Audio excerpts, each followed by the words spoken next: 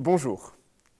L'objectif de la séance d'exercice d'aujourd'hui est d'estimer le gap optimal du matériau absorbeur d'une cellule solaire pour différents spectres solaires de référence. Rappelons pour commencer que dans une cellule photovoltaïque, le rendement résulte en fait du compromis entre deux sources de pertes inévitables. Les photons d'énergie inférieure au gap sont perdus car ils ne sont pas absorbés. Plus le gap est faible, plus ces pertes par non-absorption seront réduites. En revanche, pour ce qui est des photons d'énergie supérieure au gap, qui peuvent être absorbés, toute l'énergie excédentaire par rapport à l'énergie de gap sera en fait perdue par thermalisation.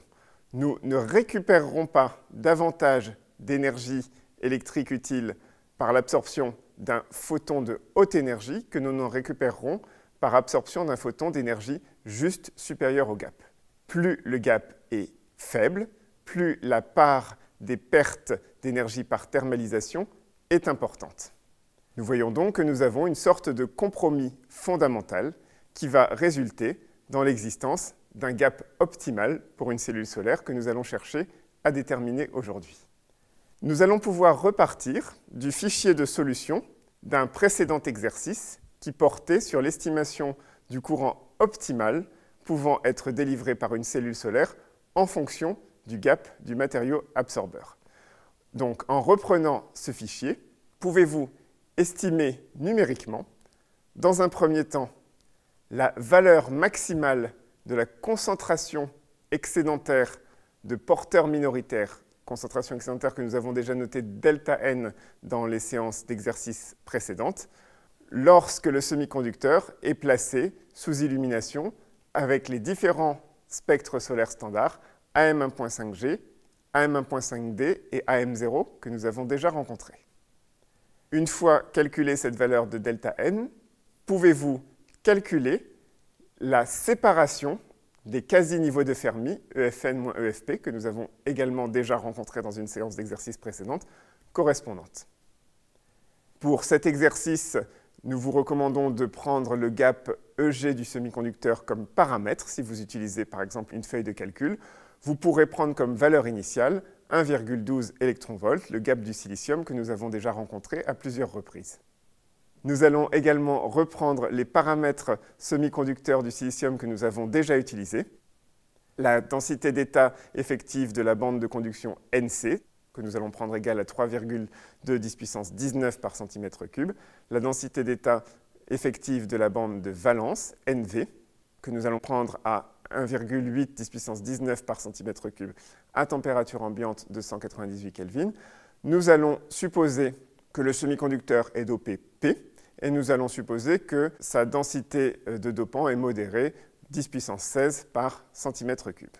Nous avons déjà rencontré dans une séance précédente la notion de temps de vie des porteurs minoritaires. Nous allons adopter une valeur de 10 microsecondes pour le temps de vie des porteurs minoritaires, et nous allons partir d'une épaisseur de matériau semi-conducteur de 200 microns, 0,02 cm.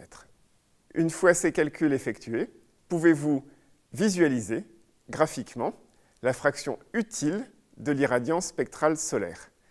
Il s'agit en fait de représenter sur un même graphe, en fonction de la longueur d'onde lambda des photons, l'irradiance solaire spectrale, et nous pouvons par exemple travailler avec l'irradiance AM1.5G, et la contribution des photons de longueur d'onde lambda à la puissance électrique maximale récupérable disponible après absorption et thermalisation. Dans la troisième question, nous allons chercher, pour chacun des différents spectres solaires de référence, à estimer le gap optimal. Tout d'abord, pouvez-vous estimer une borne supérieure de la puissance électrique totale disponible après absorption du rayonnement solaire par un semi-conducteur de gap EG, tous les autres paramètres semi-conducteurs étant supposés fixés. Tous les autres paramètres, c'est-à-dire notamment NC et NV. Pouvez-vous faire cet exercice pour chacun des trois spectres solaires standards, AM1.5G, AM1.5D et AM0. Une fois calculées ces valeurs, pouvez-vous exprimer le ratio entre la puissance utile et la puissance lumineuse totale incidente. Nous vous recommandons ensuite d'examiner l'impact d'une augmentation du temps de vie des porteurs minoritaires, en veillant toutefois à rester dans les limites où notre modèle peut s'appliquer, qui sont les limites du régime de faible injection.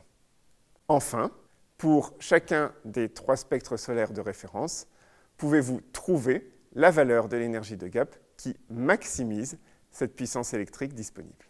Bon courage!